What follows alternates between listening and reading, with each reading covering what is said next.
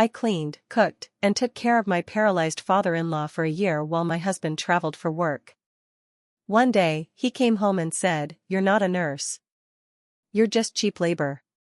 His sister nodded and handed me an envelope, divorce papers.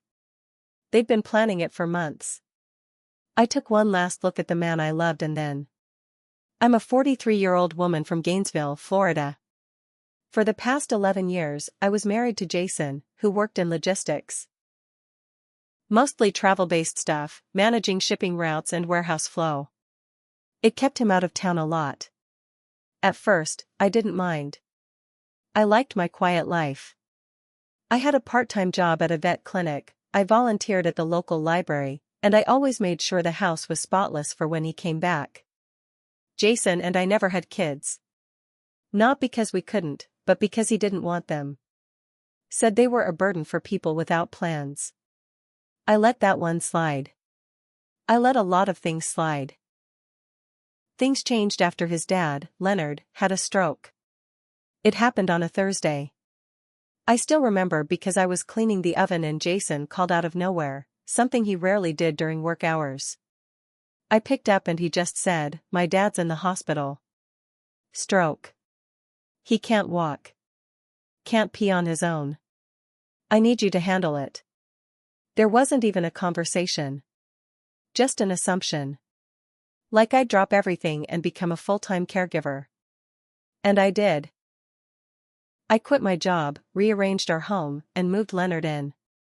He needed round-the-clock help, sponge baths, bed changes, catheter care, special meals, medications, physical therapy sessions, everything.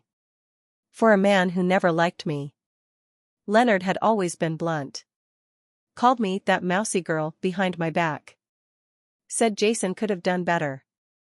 Still, I cared for him like he was my own father. I didn't have any family left, so maybe part of me wanted to prove I belonged. Jason kept traveling. He'd fly to Texas, Ohio, Seattle, wherever the job took him. He said he'd lose clients if he stayed home. Marlene, his sister, visited maybe once a month. Never offered help. Never stayed long. Just brought Leonard frozen meals he couldn't eat and told me to keep being a trooper. I handled everything. Woke up every night to change sheets. Cleaned wounds. Paid bills. Handled all his insurance. There were days I didn't even shower until 10 p.m. I lost weight. My skin broke out. I felt invisible. I didn't complain. I just kept going. After a year, Jason texted me, "I'm coming home Thursday. Got some things to discuss." I figured he'd finally seen what I'd done and maybe, just maybe, he was ready to step up. He walked in around noon. I was feeding Leonard a smoothie. Jason didn't hug me. Didn't say hello. Just stood in the doorway and stared. Then he sat down at the table like it was just another day. "You're not a nurse," he said. "You're just cheap labor." I stared at him. "Excuse me?" Marlene came in right after. Didn't knock. Just walked in like she owned the place. She was wearing sunglasses even though it was overcast. She looked at me like she pitied me. Then she handed me an envelope. "This has been a long time coming," she said. "You'll find all the details inside." Inside were divorce papers. Jason had signed them. They'd been drafted 6 months ago. 6 months. I stood there holding those papers, while Leonard coughed and grunted behind me in his chair. Jason opened the fridge, pulled out a beer, leaned against the counter and said, "We wanted to do this clean. You've got no kids, no real assets. It's better this way." I asked one question. Just one, "You're leaving me after I gave up everything to take care of your father?" He didn't answer. Marlene did. She said, "You were never really family." I didn't cry. I didn't scream. I didn't throw anything.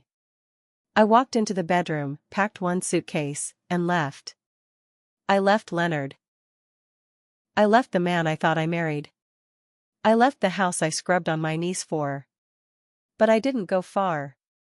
And I sure as hell didn't forgive. Because while they thought I was weak, they forgot something. I was the only one who knew what really went on in that house. And I had receipts. I stayed with a friend for a few weeks. Lisa. We'd known each other since high school, and she always said Jason gave her the creeps. She didn't say, "I told you so," though.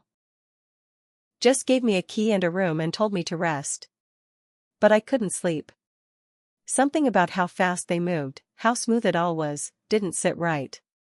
Jason didn't even pretend to work on things. It was like the whole year of me being a caregiver didn't matter.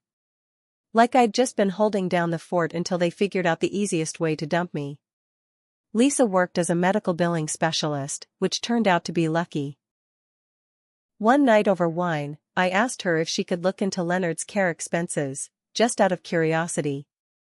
I hadn't been on his insurance, everything went through Jason. But I'd handled every appointment. I kept notes. I had a binder full of dates, times, doctors, therapists, receipts, everything.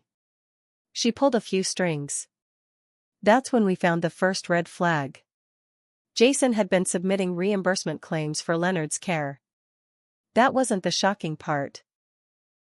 The shocking part was that he'd claimed I was a licensed home care nurse. He even used a fake agency name, Sunsprought Home Aids, with my name listed as the caregiver. Lisa dug deeper and found out he'd been reimbursed over $45,000 by Leonard's long-term care insurance. That money? I never saw a dime. He used me for free labor and got paid behind my back. Paid well. I wanted to scream. Instead, I got methodical. I started documenting everything. Photos of Leonard's room, screenshots of my schedules, texts between me and Marlene about his appointments. I even had voice memos I'd recorded during some of his rough nights, proof I'd been the one doing the hard work. Jason made one mistake. He assumed I'd just go away. But I didn't. I contacted the insurance company. Sent them everything. Asked a few hypothetical questions. Lisa helped me write the emails in the most professional, concerned citizen voice you could imagine. Then I waited. It took 6 weeks. One afternoon, while I was back at Lisa's helping her reorganize her garage, I got a call from a restricted number. It was someone from the fraud department. They asked if I could confirm I had never been employed by Sunsprought Home Aids. I told them I'd never even heard of the place. Then I said, "You might want to look into who signed the forms." That was the first domino. A week after that call, Jason reached out. He texted me for the first time since I walked out. "Jason. We need to talk." I didn't reply. Instead, I screenshotted it and sent it to Lisa. She just wrote back, "He's sweating." 2 days later, a letter came in the mail. It was from Leonard's insurance provider. I opened it and read every line twice. They were launching a full audit. Not just on Jason, but on Marlene, too. Her name had been listed as a consulting supervisor on some of the documents Jason submitted. Apparently, Jason had listed her as the person overseeing my employment. Which explained why she was so smug the day they handed me the divorce papers. Jason wasn't just stealing. They were both involved. I still had a key to the house. It wasn't smart, but I needed to see what else I might have missed. I waited until I knew they were gone. Jason had taken Leonard to a checkup, and Marlene was always busy with her kids on Saturdays. I parked down the street and walked in through the back. Everything was the same. Like I'd never existed there. My touches had been erased, my photos taken down, my throw blanket gone, my little notes on the fridge trashed. But in the office, I found what I was looking for. Jason had a filing cabinet he always kept locked. But I remembered where he hid the spare key, inside an old hollowed-out book on the top shelf. He thought he was clever. He wasn't. Inside were dozens of manila folders. Most were receipts and tax papers, but one folder stood out. It was labeled, Transition Plan. Inside were printed emails between Jason and a woman named Trisha W. from Denver. Dates went back almost a year. The tone wasn't just business, it was personal. Romantic. There were references to starting fresh, leaving the mess behind, and one that made my stomach twist: once she's out and Dad is in a home, we're free to go. Marlene's covering our tracks. Just a few more months. They'd planned everything. Jason and Trisha. Marlene helping. I wasn't even an afterthought. I was just a placeholder until their mess was clean. I took pictures of everything. Every damn page. Then I put it all back exactly where I found it. I didn't confront him. Not yet. That night, I emailed the photos and documents to the fraud department at Leonard's Insurance. I also contacted a lawyer. A real one this time. Lisa's cousin worked in civil litigation, and he agreed to meet the next day. Then I made a burner email. Sent every single document to Jason, from an anonymous account. With one line: "You thought I was cheap labor. I'm about to become your most expensive mistake." Jason didn't reply to the anonymous email. But I know he got it. Because the next day, Lisa told me someone had come by her house while I was out, some guy in a black SUV, parked for 20 minutes and then left when her neighbor came outside. He was panicking. A week later, the insurance company froze the reimbursement account. Jason couldn't get any more money. They also requested all documentation for every payment made in the past year. If he didn't comply, they'd escalate it to criminal charges.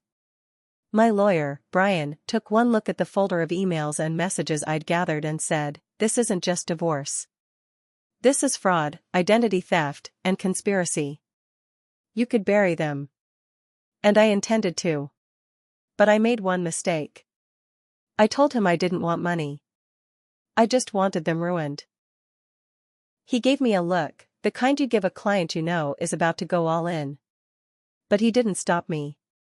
We filed a civil suit first, against Jason and Marlene, for fraud and emotional damages. That made everything public. The insurance company followed suit and filed charges. Then the state picked it up.